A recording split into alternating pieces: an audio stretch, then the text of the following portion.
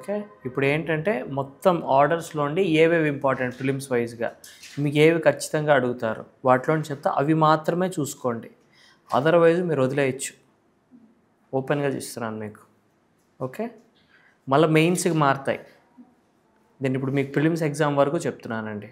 Important orders of CPC for prelims exam, ఇవి కాకుండా మీరు ఏవైనా కూడా మిగిలిన ఆర్డర్స్ అవి వదిలేయచ్చు. Okay. Order 1, order 2, order 3, order 4, order 5, order 6, order 7, order 8, order 9, order 11, order 12, order 13, order 14, order 16, order 39, order 40, order 21, order 14 రాసుకున్నారా, order 37, order 38, order 41, order 42, order 47, order 22, order 23, order 26, order 32. మళ్ళీ చెప్పమంటారండి? ఆన్లైన్ స్టూడెంట్స్ రాసుకున్నారా? Next order 21 rule 30లోకి రండి. ఇప్పుడు last class వరకు ఎక్కడి వరకు చూసుకున్నామో మళ్ళీ ఫస్ట్ నుంచి వద్దాం.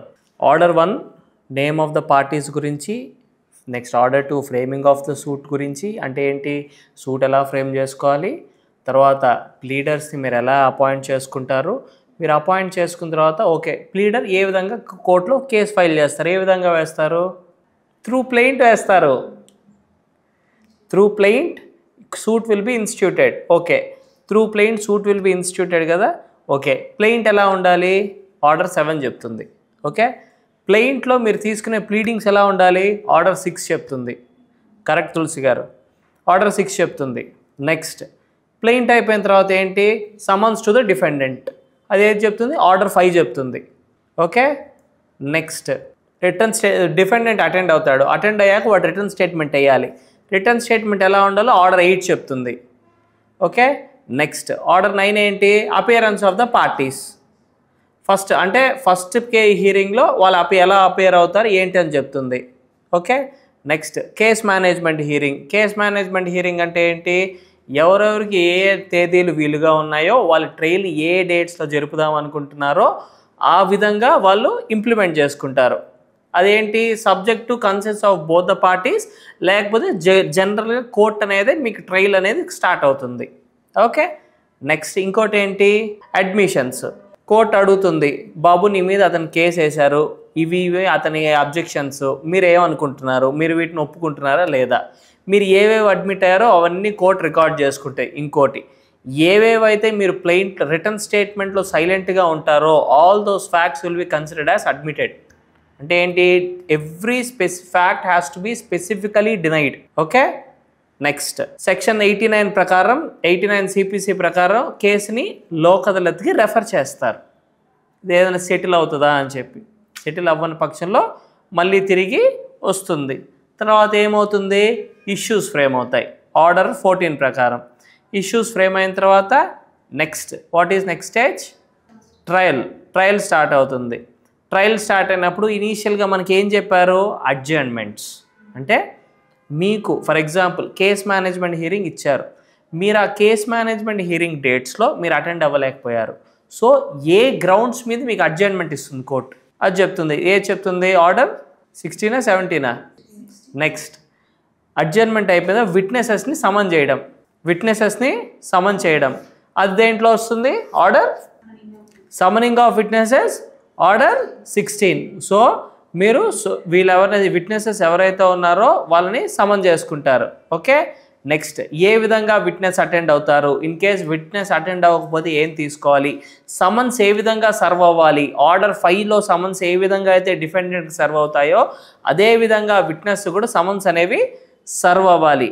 నెక్స్ట్ ఏంటి, అఫిడవిట్స్ తర్వాత డిక్రీ ఆర్ జడ్జిమెంట్. అంటే ఏంటి, ఇక్కడతో విట్నెస్లు వచ్చారు, విట్నెస్లు చెప్పేశారు, ఆర్గ్యుమెంట్స్ అయిపోయి తర్వాత జడ్జిమెంట్ స్టేజ్కి వచ్చేసింది.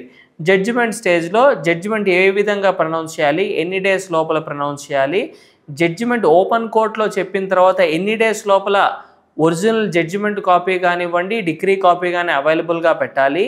ఇన్ కేస్ ఎవరైతే ప్రిడిసిసర్ ఇంతకుముందు జడ్జి గారు ఎవరైతే ఉంటారో అతను లేకపోతే నెక్స్ట్ సబ్సిక్వెంట్గా వచ్చిన జడ్జి ఏ విధంగా ఆ కేసును ముందుకు తీసుకెళ్ళచ్చు జడ్జిమెంట్ స్టేజ్లో. ఇన్ కేస్ ముందున్న వ్యక్తి జడ్జిమెంట్ చెప్పేస్తే ఓపెన్ డిక్రీ కానీ ఇవి పెండింగ్ ఉంటే సబ్సిక్వెంట్గా వచ్చిన జడ్జి ఏ విధంగా దాన్ని ఇచ్చేస్తారు. సో ఇవన్నీ కూడా జడ్జిమెంట్ అండ్ డిక్రీలో ఉన్నాయి. ఇక్కడి వరకు ఏమైనా డౌట్స్ ఉన్నాయా? నెక్స్ట్ ఆర్డర్ 30కి రండి. Mode of rule 30 mode of execution. So ఫస్ట్లో మనం ఏం చూసాము, ఎగ్జిక్యూషన్ ద్వారా వచ్చిన మనీ ఏ విధంగా కోర్టులో పే చేయాలి. That is rule number 1. అవునా అండి? ఎగ్జిక్యూషన్లో through court or out of the court. Next what is the next stage? Application for execution. నేను మీకు ఇంపార్టెంటే మాట్లాడుతున్నాను. అప్లికేషన్ ఫర్ ఎగ్జిక్యూషన్ ఏ ఫార్మాట్లో ఉంటుంది? It can be oral or return.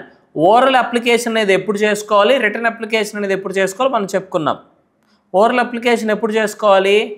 In case ఎవరైతే పార్టీ ఉన్నారో ఆల్రెడీ ఆ పార్టీకి తెలుసు, the wear abouts of the other party find out చేయడం కష్టం కానివ్వండి, లేకపోతే అదర్ సైడ్ ఫినాన్షియల్గా అతని దగ్గర డబ్బులు లేవు అని కోర్టుకి ప్రూవ్ చేయగలిగితే ఇతను ఓరల్గా జడ్జిమెంట్ లేదా డిగ్రీ వచ్చి ఇచ్చిన రోజే ఇతను ఓరల్గా సబ్మిషన్ చేసుకొని ఓరల్ ఈపీకి కంటిన్యూ చేసుకోవచ్చు. ఇంకోటి, ఇలా ఎప్పుడైతే జరిగినప్పుడు ఖచ్చితంగా కోర్ట్ అనేది రికార్డ్ చేయాలి ఏ బేసిస్ మీద ఓరల్ అప్లికేషన్ అలో చేసి ఈపీ అనేది ఎగ్జిక్యూట్ చేయిస్తున్నారు. ఓకే, నెక్స్ట్ ఏ ప్రాపర్టీ మీద ఎంత ఎగ్జిక్యూట్ చేసుకోవాలి, మూవబుల్ ప్రాపర్టీ మీద ఏ విధంగా వేసుకోవాలి, ఇమూవబుల్ ప్రాపర్టీ మీద ఎలా వేసుకోవాలి డిస్క్రిప్షను, తర్వాత రికవరీ ఆఫ్ మనీకి ఎలా వేసుకోవాలని చెప్పి చూసాం ఇప్పటి వరకు. ఓకే, అది ఎక్కడి వరకు? రూల్ నెంబర్ 16 వరకు. ఇప్పుడు come to the next thing, rule number 30 modes of execution. Modes of execution అంటే ఈపీ అయిపోయింది, జడ్జిమెంట్ డిగ్రీ హోల్డర్కి ఫేవర్గా వచ్చింది. డిగ్రీ హోల్డర్కి ఫేవర్గా వచ్చిన తర్వాత నెక్స్ట్ ఏ విధంగా ఈపీ అనేది ఎగ్జిక్యూట్ చేసుకోవచ్చు, ఏ కేసెస్లో ఏ విధంగా ఎగ్జిక్యూట్ చేసుకోవచ్చు. First rule number 30 decree for payment of money. Every decree for the payment of money, including a decree for the payment of money as the alternative to some other relief, may be executed by the detention in the civil prison of the judgment debtor or by the attachment and sale of his property or by both. అంటే ఏంటి? For example ఒక money recovery suit ఉందండి. Money recovery సూట్లో 1,00,000 రూపాయలు suit వేసుకున్నాడు. 1,00,000 రూపాయలకి ఇతను degree holder ఫేవర్గా వచ్చింది. ప్లెయింటిఫ్ ఎవరైతే ఉన్నారో ప్లెయింటిఫ్ ఫేవర్గా వచ్చింది. వాడు ఈపీ వేసుకున్నాడు, ఈపీ కూడా వాడికి ఫేవర్గా వచ్చింది. ఓకే, ఇప్పుడు నెక్స్ట్ సబ్సిక్వెంట్గా ఏం చేయొచ్చు? ఫస్ట్ రిసార్ట్, ఇన్ కేస్ వాడు శాలరీడ్ పర్సన్ అయితే అటాచ్మెంట్ ఆఫ్ ఈ శాలరీ బ్యాంక్ అకౌంట్కి వేసుకోవచ్చు, సబ్జెక్ట్ టు డీటెయిల్స్ ప్రొవైడ్ చేయగలగాలి ఇతను. నెక్స్ట్ రెండోది, ఇతనికి ఏదన్నా ప్రాపర్టీ ఉందనుకోండి, ఆ ప్రాపర్టీ వరకు వేసుకొని ఆ ప్రాపర్టీ ద్వారా ఏదైతే అమౌంట్ వచ్చింది ఇతను రియంబర్స్ చేసుకొని బ్యాలెన్స్ అమౌంట్ ఏదైతే ఉందో త్రూ కోర్టు ద్వారా అప్లికేషన్ ఇచ్చుకొని ఆ అమౌంట్ని రిటర్న్ తీసుకోవచ్చు. సో అది 2. ఇది ఫస్ట్ కేస్, ఇది వెరీ సింపుల్. 3, వాడి దగ్గర డబ్బు లేదు, వాడి శాలరీడు కాదు, వాడి దగ్గర ప్రాపర్టీ లేదు. 3వది సివిల్ ప్రిజన్, అరెస్ట్ చేయిస్తారు. ఓకే, నెక్స్ట్ పాయింట్ ఏంటి? ఉదాహరణకి suit for injunction specific performance of contract. Specific performance of the contract అంటే ఏంటి? ఇక్కడ నేను ఉన్నాను, ఏ అనే వ్యక్తి ఉన్నాడు.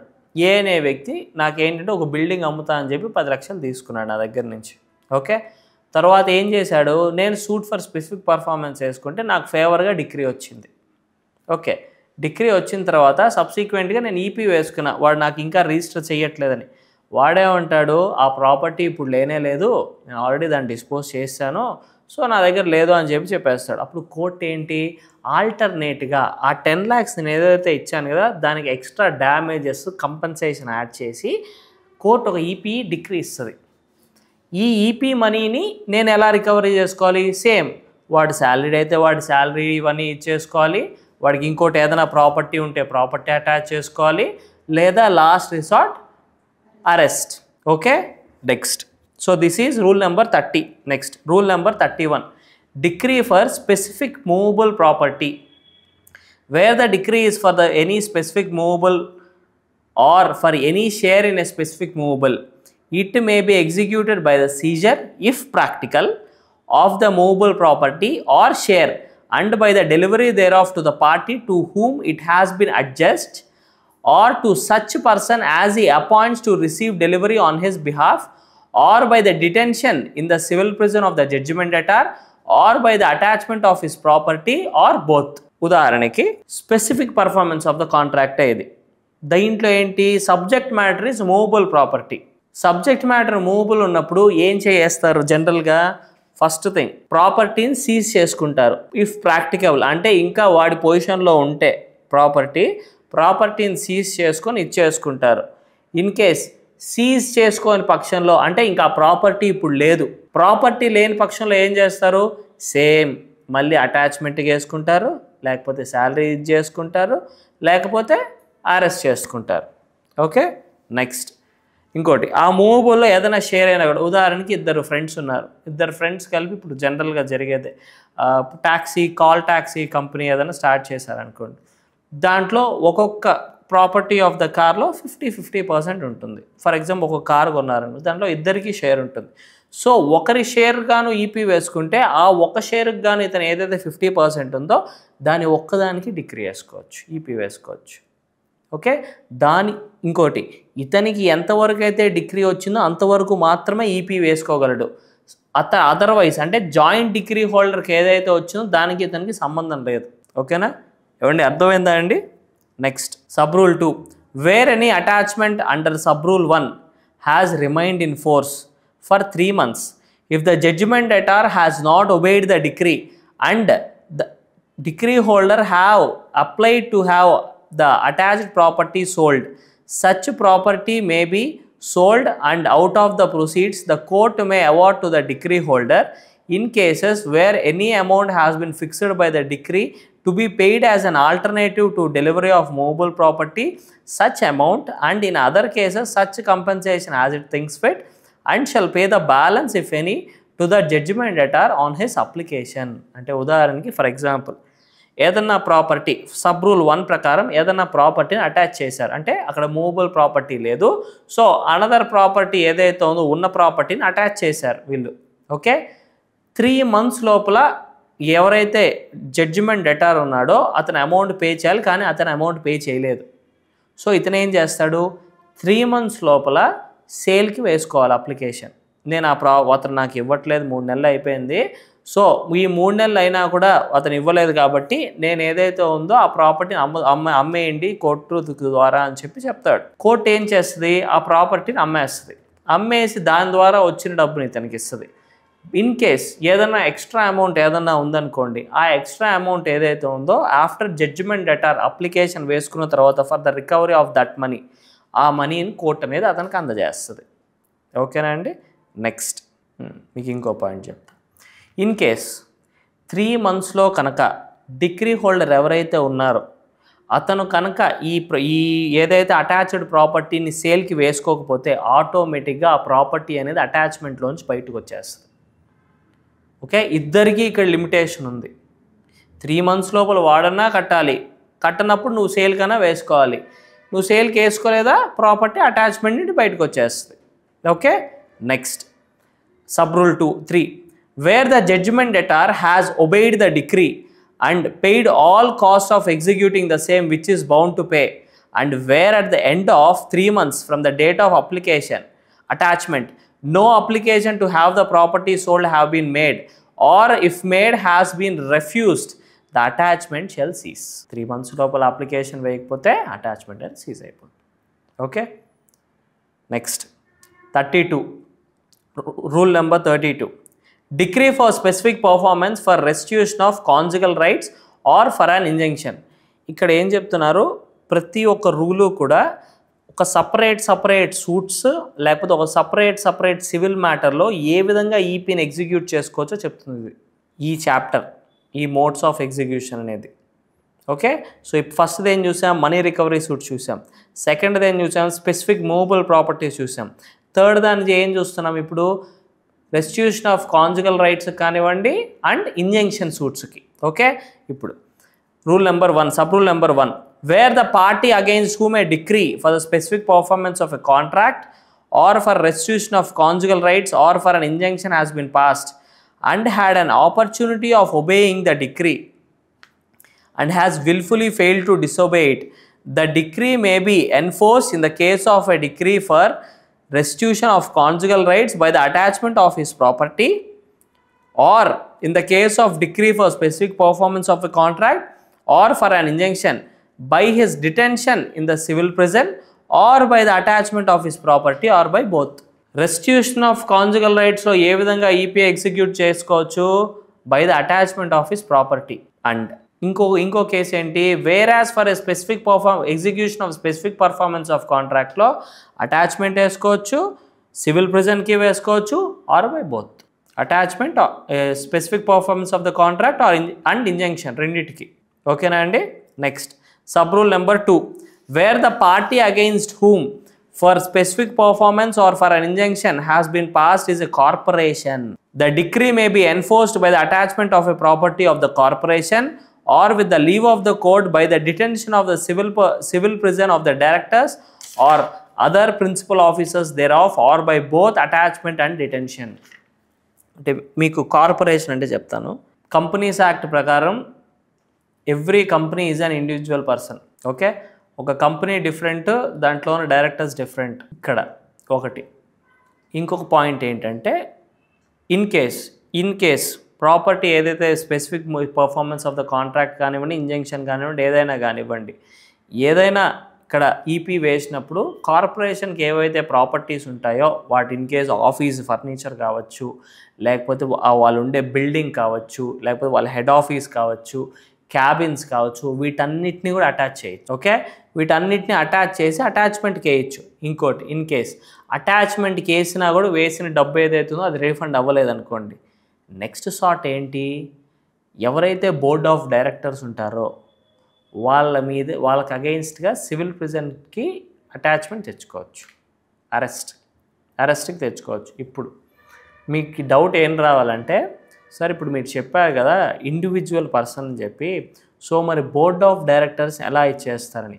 ఇప్పుడు ఇంకోటి, కంపెనీలో ఎప్పుడూ కానీ 2 ఫార్మ్స్ మీద ఎస్టాబ్లిష్ అవుతాయి. ఎంఓయూ ఒకటి, ఏఓఏ ఆర్టికల్స్ ఆఫ్ అసోసియేషన్ ఒకటి, ఇంకోటి ఎంఓఏ మెమరాండమ్ ఆఫ్ అసోసియేషన్ ఒకటి.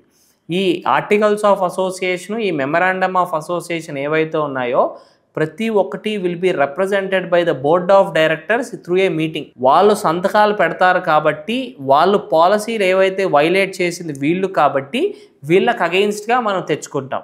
ఓకే, కానీ లయబిలిటీ పేమెంట్ మాత్రం కంపెనీయే చేస్తుంది, అరెస్ట్ చేసేది మాత్రం డైరెక్టర్స్ని చేస్తాం. Directors are not personal liable here. నేను డైరెక్టర్స్ దగ్గర నుంచి అమౌంట్ వసూలు చేయొచ్చు అని చెప్పట్లేదు. డైరెక్టర్స్ అరెస్ట్ మాత్రమే చేయగలం ఇక్కడ.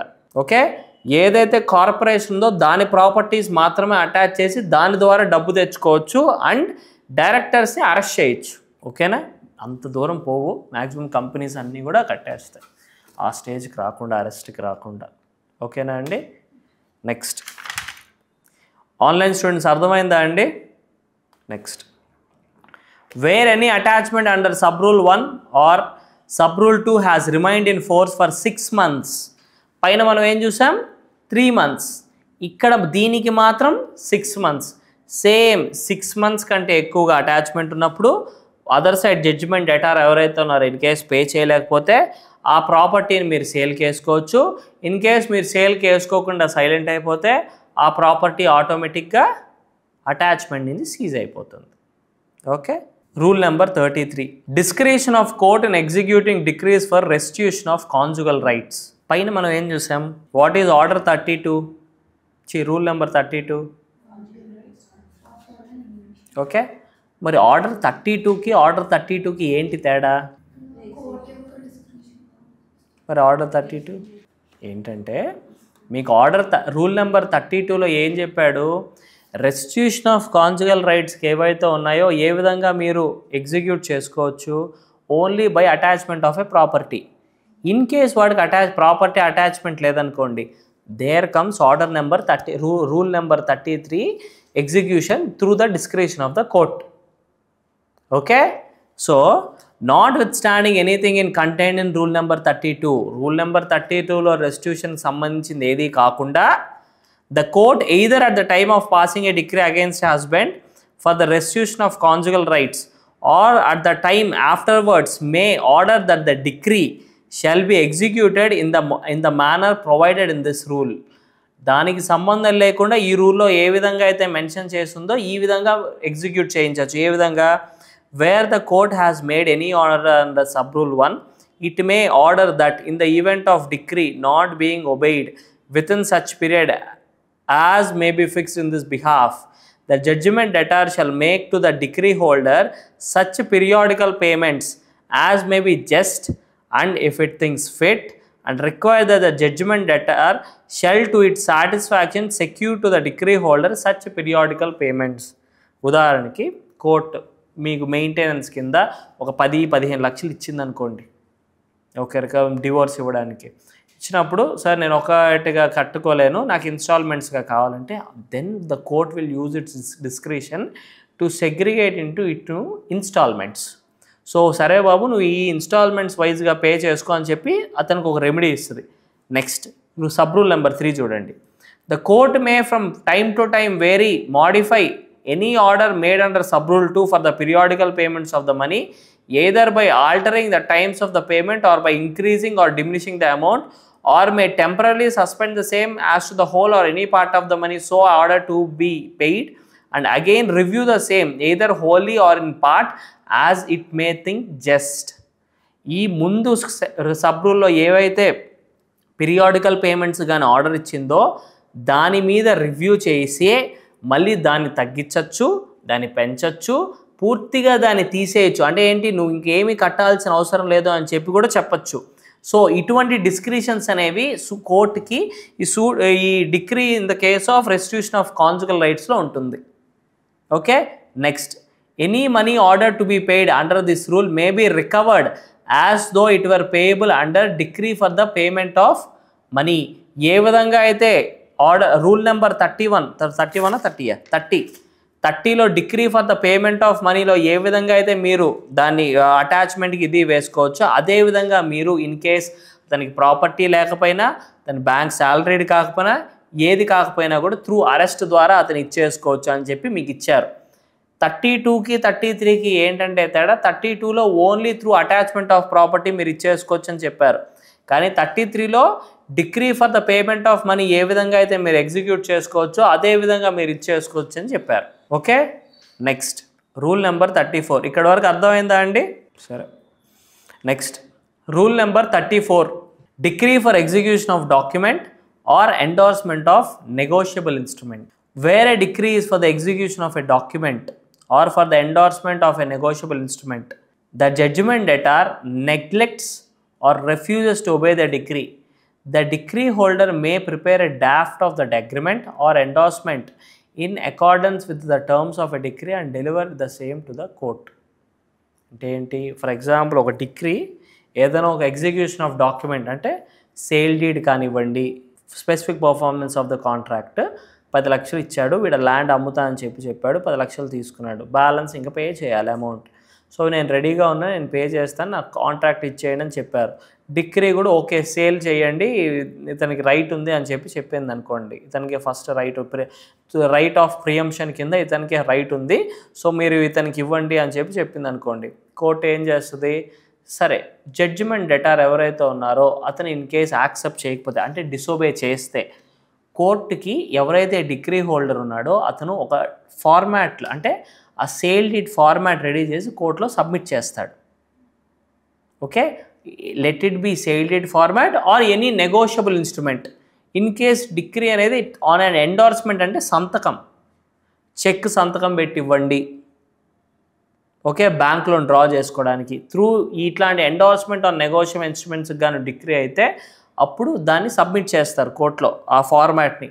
నెక్స్ట్ స్టెప్ ఏంటి, the court shall there upon cause the draft to be served on the judgment debtor together with a notice requiring his objections to be made within such time as the court fixes in his behalf. ఏదైతే టైంలో ఉందో court, for ఉదాహరణకు 1 నెల రోజులు 2 నెలలు judgement debtor time ఇస్తుంది, ఇదిగో బాబు వాళ్ళు ఈ ఫార్మాట్ వేశారు, నీకు ఈ ఫార్మాట్ ఓకేనా, ఇన్ కేస్ నీకు ఓకే కాకపోతే నీ అబ్జెక్షన్స్ ఏంటో ఫైల్ చేయంటది. ఓకే, నెక్స్ట్ స్టెప్ ఏంటి, కోర్టు అబ్జెక్షన్స్ అన్నీ చూసి వాడికి ప్లెయింటిఫ్ ఎవరైతే ఉన్నారో ఎవరైతే జడ్జిమెంట్ డెటార్ ఉన్నారో అబ్జెక్షన్స్ అన్ని ఫైల్ చేస్తారు. ఫైల్ చేసిన తర్వాత జడ్జిమెంట్ డెటార్ కోర్టు ఒకసారి స్క్రూటినీ చేస్తుంది అబ్జెక్షన్స్ అన్ని.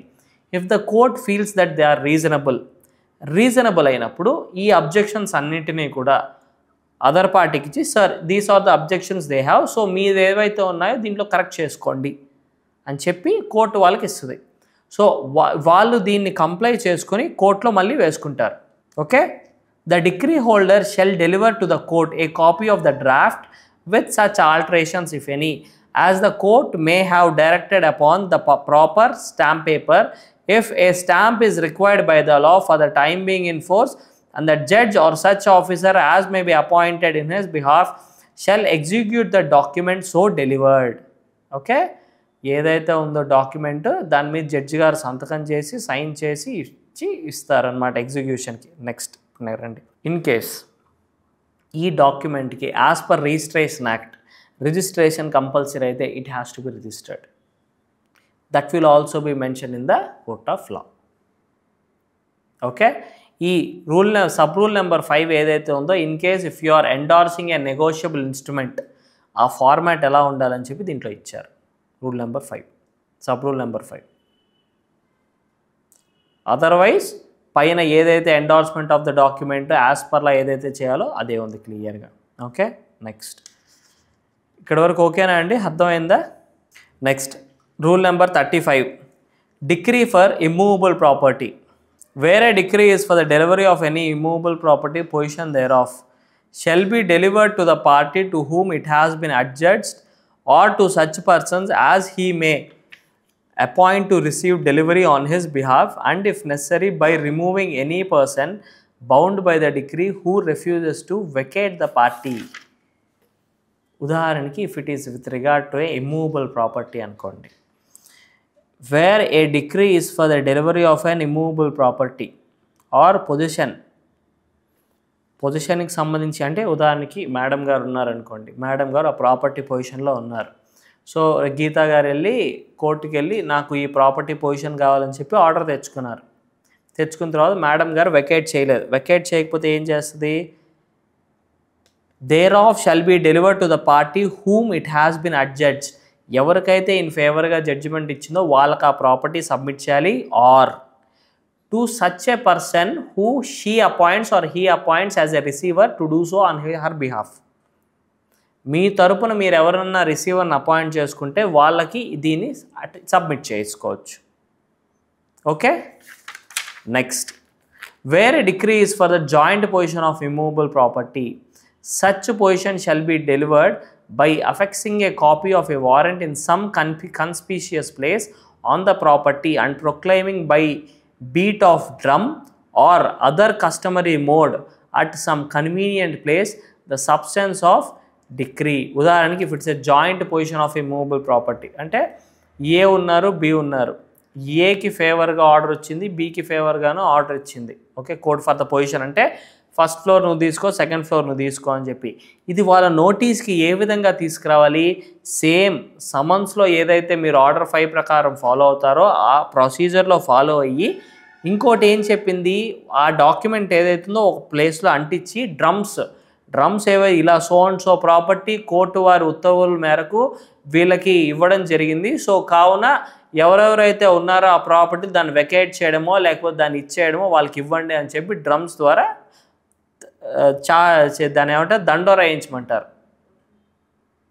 Okay, next where the possession of a building on enclosure is to be delivered and the person in possession being bound by the decree does not afford free access, the court through its officer may, after giving reasonable warning and facility to any woman not appearing in public according to the customs of a country, to withdraw, remove, open any lock or bolt or break open any other door or do any other act necessary for putting the decree holder in position. అంటే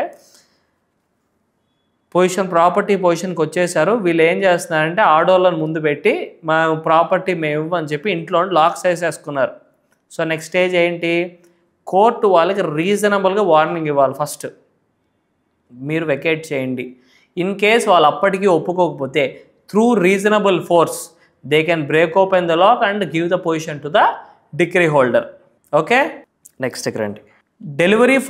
decree for delivery of immovable property where in occupancy of tenant. Same in case tenant ఉన్నాడు, eviction suit ఇది, okay, అంటే ఏంటి, owner tenant vacate చేయట్లేదు, rent కట్టట్లేదు అని eviction suit వేసుకున్నారు, ఓకేనా. వాడు రెంట్ ఎప్పటికీ కట్టట్లేదు, ఇంకా రెంట్ కట్టకపోయేసరికి ఏం చేశారు వీళ్ళు, కోర్టుకు సూట్కి వేసుకున్నారు, వీళ్ళకి ఫేవర్గా డిగ్రీ వచ్చింది, ఈపీ వేసుకున్నాడు. ఈపీ ఇప్పుడు ఎలా వాడిని వెకేట్ చేస్తారు, సేమ్ ఒక నోటీస్ ఎక్కడైతే ఉందో అక్కడ అంటించి బాబు నువ్వు ఇంకా వెకేట్ చేయని చెప్పి సేమ్ పైన అయితే ఏ విధంగా దండోరా ఇస్తారో అదే విధంగా దండోరా వేయించి అతనికి ప్రాపర్టీ పొజిషన్ ఏదైతే ఉందో అతనికి అప్పగించాలి, okay. Next rule number 37, discretionary power to permit judgment debtor to show cause against detention in prison.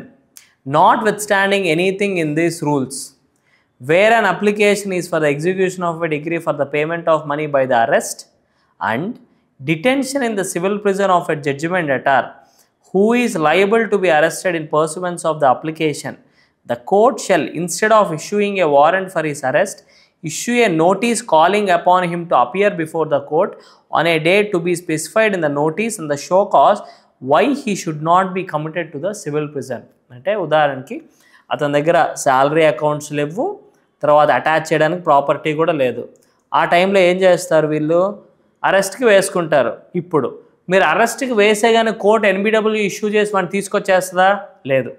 బాబు నీ మీద ఇలా అరెస్ట్కి ఏమని చెప్పి వచ్చిందయ్యా, ఇలా నువ్వు ఇది చేసావు కాబట్టి సో నువ్వు సో అండ్ సో రోజున అటెండ్ అయ్యి నిన్ను ఎందుకు అరెస్ట్ చేసి సివిల్ ప్రిజన్లో పెట్టకూడదు మాకు చెప్పు అని షోకాజ్ నోటీస్ ఇస్తారు ఫస్ట్. వాడు అప్పటికి అటెండ్ అవ్వకపోతే ఎన్బిడబ్ల్యూ ఇష్యూ చేస్తారు, ఓకేనా అండి. నెక్స్ట్ ప్రొవైడెడ్ దట్, ఎక్సెప్షన్ ఏంటి, such notice shall not be necessary if the court is satisfied by the affidavit or otherwise that with the object or effect of delaying the execution of the decree, the judgment debtor is likely to abscond or leave the local limits of the jurisdiction of the court. In case decree holder ganaka prove cheyagalite, in case ఏమని అతను ఎవరైతే judgement debtor ఉన్నాడో in case ఈ show cause notice ఇస్తే ఎక్కడికైనా పారిపోతాడో లేకపోతే కావాలని delay చేయడానికి ఏదైనా చేస్తాడని చెప్తే అప్పుడు కోర్టు డైరెక్ట్గా ఎన్బిడబ్ల్యూ అనేది ఇష్యూ చేస్తుంది. Next sub rule 2, where appearance is not made in obedience to the notice, the court shall, if the decree holder show requires, issue a warrant for the arrest of the judgment debtor. Okay అండి.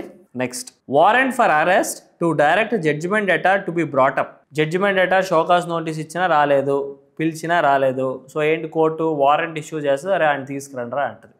So that is rule number 38. Next subsistence allowance. No judgment debtor shall be arrested in execution of a decree unless and until decree holder pays into the court such sum as the judge thinks fit for the subsistence of the judgment debtor from the time of arrest until he can be brought before the court.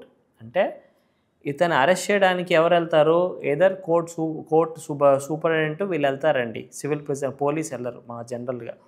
In case అప్పటికి కూడా అతను respond అవ్వకపోతే with the help of the police force అతన్ని arrest చేస్తారు, ఓకేనా. So కాబట్టి ఇక్కడ ఏం జరుగుతుంది, సబ్సిస్టెన్స్ అలవెన్స్ అంటే ఏంటంటే ఇతన్ని పట్టుకొచ్చి జైల్లో పెట్టేంత వరకు ఏవైతే ఖర్చులు ఉన్నాయో కోర్టు ఎంతైతే కరెక్ట్ అని భావిస్తుందో అంత డిగ్రీ హోల్డర్ పే చేస్తే తప్ప కోర్టు అరెస్ట్కి ఎన్బిడబ్ల్యూ ఇష్యూ చేయదు, okay. Next sub rule 2, where a judgement debtor is committed to the civil prison in execution of a decree, the court shall fix for his subsistence such a monthly allowance as he may be entitled to according to the scales fixed under section 57, where no such scales has been fixed as it considers sufficient with reference to the class to which he belongs. అంటే ఈ నెల ఖర్చులు ఏవైతే ఉంటాయి కదా అవి కూడా degree holder ఎవరైతే ఉంటారో అతను పే చేసుకోమని చెప్పి కోర్టు ఇస్తుంది. ఏ స్కేల్స్ ప్రకారం, సెక్షన్ 57లో ఏవైతే స్కేల్స్ మెన్షన్ చేశారో ఆ స్కేల్స్ ప్రకారం, లేకపోతే ఇన్ కేస్ స్కేల్స్ మెన్షన్ చేయకపోతే పర్ డే ఇంత అతని ఖర్చుకి అని చెప్పి ఇచ్చేసుకోవాలి, ఓకేనా అండి. అంటే ఇక్కడ మీరు గమనించాల్సింది ఏంటంటే ఒక వ్యక్తికి డబ్బు ఇస్తే వాడు మనకి డబ్బు ఇవ్వకపోగా వాడిని చుట్టూ తిప్పుకొని తర్వాత చివరికి ఆయన జైల్లో పెట్టిన తర్వాత కూడా ఆయన మనమే మేపేది. సో అది. Next the monthly allowance fixed by the court shall be supplied by the party on whose application the judgment debtor has been arrested by monthly payments in advance before the first day of each month. మళ్ళీ EMI టైంలో కరెక్ట్గా first day of each month వాడికి వెళ్ళిపోవాలి జైలుకి వాడిని maintain చేసుకోవడానికి. Okay, next the payment shall be made to the proper officer of the court for such portion of the current month as remains unexpired before the judgment debtor is committed to the civil prison, and subsequent payments, if any, shall be made to the officer in charge of the civil prison. ఎవరైతే అక్కడ concerned officer ఉంటారో అతనికి వెళ్ళి అతని దగ్గర ఇతను receipt are acknowledgement అనేది తీసుకోవాలి ఆ పేమెంట్కి సంబంధించింది. Such disbursed by the decree holder for the substance of the judgment in the civil prison shall be deemed to be the cost in the suit. నిన్న చెప్పాం కదా ఈపీలో ఏవైతే కాస్ట్ కింద వేస్తారని చెప్పి ఆ కాస్ట్ అన్నీ కూడా at the end of the day వాడు అమౌంట్ ఇచ్చేటప్పుడు డిక్రీ హోల్డర్ నుంచి మనం వసూలు చేసుకోవచ్చు. ఓకే, ప్రొవైడెడ్ దట్ ఎక్సెప్షన్ ఏంటి, the judgement debtor shall not be detain in the civil prison or arrested on account of any sum so disbursed. ఇతను డబ్బు కట్టాడనే ఉద్దేశంతో అతను పెట్టకూడదు ఇంకా జైల్లో. ఎప్పుడైతే జడ్జిమెంట్ డెటార్ అమౌంట్ కట్టేస్తాడో అప్పుడు ఇమీడియట్గా అతన్ని రిలీజ్ చేసేయాలి. అతను డబ్బు కట్టాడు కదా నువ్వు ఇంకో 4 రోజులు ఉండు అని పెట్టుకోకూడదు. Okay, that is what rule number 39. ఇక్కడ వరకు క్లియరా అండి ఆన్లైన్ స్టూడెంట్స్? మీరు మేడం క్లియరా? Rule number 40. When a judgement debtor appears before the court in obedience to a notice issued under rule number 37 or brought before the court after being arrested in execution of a decree for the payment of money, the court shall proceed to hear the decree holder and takes all such evidences as may be provided by him in support of his application for execution, and shall then give the judgment debtor an opportunity to show cause why he should not be committed to the civil prison. ఇప్పుడు మనం rule number 37లో ఏం చూసామో show cause notice అనేది serve చేయాలి judgement డెటార్కి reasonable opportunity. So అలా show cause ఇచ్చినప్పుడు వాడు in case attend అయ్యాడే అనుకోండి కోర్టుకి, అటెండ్ అయినప్పుడు ఎవరైతే డిగ్రీ హోల్డర్ అప్లికేషన్ ఫైల్ చేశారో అతని ఎవిడెన్స్ల ద్వారా మొత్తం ప్రూవ్ చేసుకుంటాడు. ప్రూవ్ చేసుకోవాలి కేసు అంతా. అయిన తర్వాత కోర్టు ఇతన్ని అడుగుతుంది, బాబు నీ మీద ఇవన్నీ వేశారు, నీ ఎవిడెన్స్లు ఫ్రేమ్ అయ్యాయి, నీకు అగెయిన్స్ట్గా డిగ్రీ వచ్చింది, నీ ప్రాపర్టీ అటాచ్ చేశారు, లేకపోతే నీకు ప్రాపర్టీ కూడా ఏమీ లేదు, కాబట్టి ఇన్ కేస్ నువ్వు డబ్బు కడతావా నేను అరెస్ట్ చేయమంటావా, నీకేమైనా కారణాలు ఉన్నాయి. ఇన్ కేస్ అతనికి ఏమైనా కారణాలు ఇవేవి లేకుండా ఇఫ్ కోర్టు ఫీల్ అయితే కోర్టు ఆటోమేటిక్గా అతని సివిల్ ప్రిజన్లోకి డిటైన్ చేయొచ్చు. Next sub rule 2. Pending the conclusion of the enquiry under sub rule 1, the court may in its discretion order the judgment debtor to be detained in the custody of the officer of the court or release him for the furnishing security to the satisfaction of the court for his appearance when required. అంటే EP వేసుకున్నారు, EP వేసుకున్న తర్వాత show cause notice ఇచ్చారు, అతను attend అయ్యాడు. In case ఈ trial అనేది pending ఉంది కదండి, ఫస్ట్ ఎవిడెన్స్ అది ప్రూవ్ చేయాలంటే it will take some time. Plaintiff అతని ప్రాపర్టీ ఇది, ఇతని శాలరీ ఎందుకు అటాచ్ చేయకూడదు, ఇవన్నీ ప్రూవ్ చేసుకుని it will take some time. కాబట్టి ఈ మీన్ టైంలో ఏదైతే ఉందో జడ్జిమెంట్ డెటార్ని ఫస్ట్ థింగ్ కోర్టు సూపరింటెండెంట్ దగ్గర అరెస్ట్ చేయించవచ్చు, ఆయన కస్టడీలో పెట్టించవచ్చు. లేదా రెండోది ఏంటి, జడ్జిమెంట్ డెటార్ ఎవరైతే ఉన్నారో బాబు నిన్ను రిలీజ్ చేయాలంటే నువ్వు షూరిటీస్ ఇవ్వాలి అని చెప్పి అతని దగ్గర షూరిటీస్ ఇచ్చి అతను వదిలిపెట్టచ్చు. ఓకేనా అండి? Next sub rule number 3. Upon the conclusion of the inquiry under sub rule 1, the court may, subject to the provisions of 51 and to the other provisions of this code, make an order for the detention of the judgment debtor in the civil prison and shall in that event cause him to be arrested if he is not already under arrest. మొత్తం conclude అయిన తర్వాత వాడిని arrest చేయాలా వాడిని వదిలేయాలా అనేది court అనేది decide చేస్తుంది. Okay, in case arrest చేయాలంటే రూల్ నెంబర్ సెక్షన్ నెంబర్ 51 ప్రకారం చేయడం, లేకపోతే అతను వదిలేయడం అనేది చేస్తుంది. నెక్స్ట్ ప్రొవైడెడ్ దట్ ఎక్సెప్షన్ ఏంటి, in order to give the judgement debtor an opportunity of satisfying the decree, the court may before making the order of detention leave the judgement debtor in the custody of the officer of the court for a specific period not exceeding 15 days or release him on furnishing the security to satisfaction of the court for his appearance at the expiry of the specified period if the decree be not sooner satisfied. అంటే court డైరెక్ట్గా బాబు నేను arrest చేసేయడం కాకుండా prove అయిన తర్వాత వాడికి court staff ఎవరైతే ఉన్నారో సూపరింటెండెంట్ అతని కస్టడీలో నాట్ మోర్ దెన్ 15 days ఉంచడమో, లేకపోతే బాబు నువ్వు షూరిటీస్ ప్రొవైడ్ చేయి నేను నిన్ను వదులుతాను, కానీ ఏదైతే స్పెసిఫిక్ డేట్ ఉందో ఆ డేట్ లోపల నువ్వు అమౌంట్ అంతా కట్టేయాలి అని ఎప్పుడైతే చెప్తుందో అది ఇక్కడ క్లియర్గా మెన్షన్ చేసుకోవాలి. చేసి అప్పటికి అతను పే చేయకపోతే అతన్ని సివిల్ ప్రిజన్లో అరెస్ట్ చేసుకోవచ్చు court. Okay, next, a judgment debtor released under this rule may be rearrested. ఎవరైతే ఇన్ కేసు కడతాను అని చెప్పి షూరిటీ సబ్మిట్ చేసి వదిలేశారో ఆ స్పెసిఫైడ్ డేట్ లోపల అతను అప్పటికీ కట్టకపోతే అతను ఆటోమేటిక్గా అరెస్ట్ చేసేయచ్చు. Okay, next, sub rule number 5, when the court does not make an order of detention under sub rule 3 it shall disallow the application and if the judgment letter is under arrest direct his release. in case అతను property అతను ఏదైతే amount ఉందో అతను కట్టేస్తా అని చెప్పాడు అనుకోండి, certain time date ఇవన్నీ ఇచ్చాడు, అటువంటి పక్షంలో ఏం చేయొచ్చు court, when the court does not make an order for detention, అంటే ఆ ఎవిడెన్స్లు ఇవన్నీ కంక్లూడ్ అయిన తర్వాత ఎప్పుడైతే ఓకే నేను ప్రాపర్టీ కడతాను, లేకపోతే అదర్ సైడ్ ఎవిడెన్స్ ద్వారా ప్రూవ్ చేసుకోలేకపోయాడు, కోర్టు డిటెన్షన్ ఇవ్వలేని పక్షంలో అప్పుడు అతన్ని రిలీజ్ చేసేయాలి. ఓకేనా అండి?